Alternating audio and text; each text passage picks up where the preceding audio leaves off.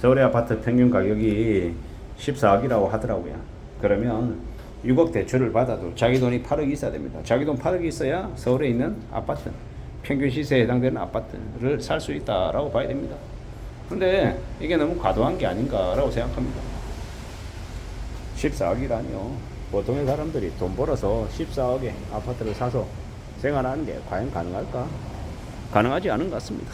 매우 무리다라는 생각이 듭니다. 제 생각이 이상한가요? 좀 잘 생각해 볼 필요가 있는 것 같습니다. 세상 사는 걸 너무 쉽게, 너무 안일하게, 너무 편하게 생각하는 사람들이 많은 것 같아서 좀 우려가 되는 게 사실입니다. 어떻게 그렇게 14억을, 10억 이상을 아무렇지도 않게 이야기하는 걸까요? 탐욕의 욕심이 너무 과도하다라는 생각이 드네요. 좀 냉정하게 살펴볼 필요가 있는 것 같습니다. 너무 안일하게, 너무 만만하게 세상을 이야기하는 건 아닌가라는 생각이 들 정도인 거죠. 좀 경계하고, 좀 조심하고, 좀 냉정하게 뭔가를 살펴볼 필요가 있다라고 생각합니다. 사는 걸 너무 안일하게 생각하는 건 아닌가, 너무 편하게 보는 건 아닌가, 라는 이제 생각들이 드는 거죠. 좀 더 냉정함을 되찾아야 되지 않나라고 생각합니다. 세상 사는 게 무지하게 어려운데 8억의 돈을 가지고 있으면 그냥 자기 돈 8억에 걸맞게 그냥 살아가는 게 낫지 않으려나? 너무 과도한 이야기인가? 뭐 그런 생각들도 드는 겁니다. 좀 더 냉정하게 삶을 살펴보고 따져보고 지내면 좋겠다라고 생각합니다. 그래도 되지 않을까라고 생각하는데 참 두고 봐야죠. 참 살펴봐야 되는 것 같습니다. 산다라는 게 참으로 예사롭지 않으니까 우리의 생각과 다르게 흘러갈 수도 있으니까 잘 좀 따져봐야 되는 것 같습니다. 누가 뭐라 해도 삶을 잘 지켜내기 위해서 우리는 빛과 최대한 멀리 떨어져 사는 게 좋겠습니다.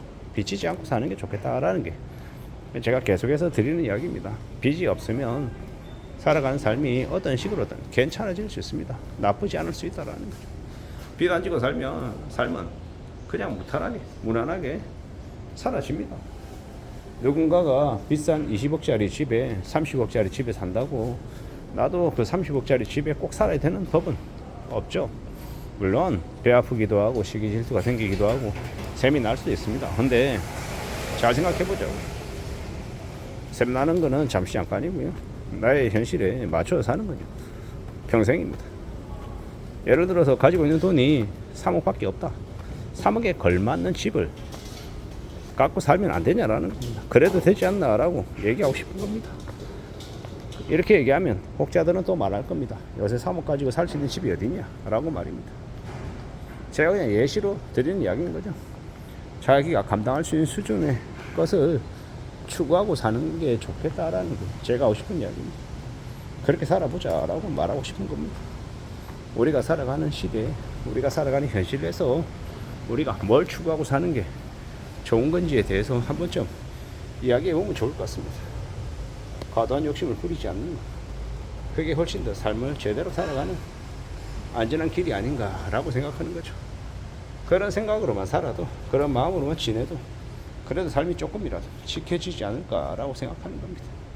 그런 마음으로 살아보자라고 말하는 거죠. 그러면 되지 않을까라고 말입니다. 물론 제가 말하는 것처럼 살아가는 게 그렇게 쉽지도 않고 어려울 수도 있고 난감할 수 있습니다. 그렇겠죠. 당연히 그러겠죠. 살아가는 게 그렇게 만만하지 않다라는 걸 너무도 잘 압니다. 힘겹고 어렵고 고민스럽다라는 것도 잘 알고 있고 어떤 식이 되었건 간에 우리는 나름의 살아가는 이유를 찾아야 되고 목적을 찾아야 되고 또 고군분투하고 또 답을 찾으려고 애써야 되겠죠. 그럴 겁니다. 근데 이제 그렇게 말하고 싶은 거죠. 무리하게 비치지 말자라고 말입니다. 무리하게 비치면 그 빚이 우리의 삶을 꽤 오랫동안 괴롭힐 수 있다라는 거 명심하자라고 말하고 싶은 겁니다. 제가 여기 짓고 있는 여기는 인사동 마루라고 하는 곳입니다. 제가 이제 이른 아침에 출근하기 전에 여기를 들리는데요. 출근하기 전 이 아침 시간에 조용히 찍을 수 있는 곳이 여기라서 최근에 여기를 좀 오게 됐습니다. 제가 좋아하는 그림들도 있고 해서 조용히 둘러볼 수 있어서, 물론 문인들이 닫혀 있어서 그림들을 안에 들어가서 이렇게 차근차근 볼 수는 없지만 그래도 고맙고 감사하더라고요. 이럴 수 있다라는 게 참으로 저에게는 유쾌하고 즐거운 일인 거죠. 감사한 일인 거죠. 앞으로 살아가며 우리가 더욱더 빚에 대해서 자신의 분수에 맞춰서 뭔가를 결정하는 것에 대해서 좀 가치를 둬야 된다라고 생각합니다. 예를 들어 자기가 돈이 10억이 있어요. 그러면 10억 가지고 10억을 더 빌려서 20억짜리 부동산을 산다. 그것과 10억이 있는데 10억짜리를 사는 것과 10억이 있는데 5억짜리 집을 사고 나머지 5억은 금융자산으로 고배당 우량주나 고이자를 주는 채권이나 아니면 그것도 겁난다라고 하면 이자를 받는 예금 이자를 받는 예금을 넣어서 운영해서 현금 흐름을 만드는 것과 어느 쪽이 현명한 결정이겠습니까? 물론 사람들마다 생각하는 게 다르겠지만 최대한 분산해서 움직이는 게 좋겠다. 그리고 무리하게 빚을 지지 않는 게 좋겠다라는 게 제 생각입니다. 예시긴 합니다만은 5억짜리 집을 사고 나머지 5억을 형성 자산으로 활용해서 이자를 주는 채권을 가져서 예를 들어서 매월 뭐 200만원, 150만원의 현금 흐름을 만들어낸다고 하면 이게 훨씬 더 가치 있는 삶이 아닐까라는 생각을 해보는 겁니다. 물론요 10억을 가지고 10억 더 대출내서 20억짜리 집을 사서 그 집이 40억이 돼서 시세차익이 20억이 생겨서 좀 더 이렇게 더 굴려가지고 살 수 있으면 더 행복할 수도 있겠죠. 근데 그런 계산법을 누가 그렇게 척척척 맞게 예측해서 움직일 수 있겠냐라는 겁니다. 그래서 최대한 보수적으로 결정하는 게 낫지 않을까라고 저는 말하고 싶은 겁니다. 너무 욕심 부리지 않자 말자라고 이야기하고 싶은 거죠. 14억짜리 아파트를 산다고 8억을 자기 돈 가지고 있으면서 6억 대출 받는 게 과연 맞나 틀리냐, 사람들마다 생각이 다 다르겠지만 제가 얘기하고 싶은 건 궁극적으로는 과도한 빚을 지지 않는 게 좋겠다라는 겁니다. 우리가 금방 나이 들고요, 일할 수 있는 시간도 기간도 정해져 있습니다.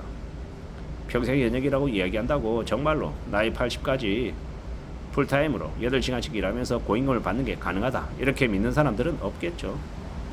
그럴 수 있는 사람도 있긴 하겠지만 극소수일 것이다. 대부분의 사람들은 60대가 넘어가면 제대로 된 어느 정도 이렇게 충분하게 임금을 받는 일을 하기는 정말 어렵다. 소수만이 자신의 몸을 쓰면서 정말 힘들게 일해서 버는 월급을 감사하며 감당하며 살 수 있는 거다라고 말하고 싶은 겁니다. 무리한 빚을 지지 않아야 된다라는 이야기를 계속해서 말씀을 드리는 겁니다. 이상입니다.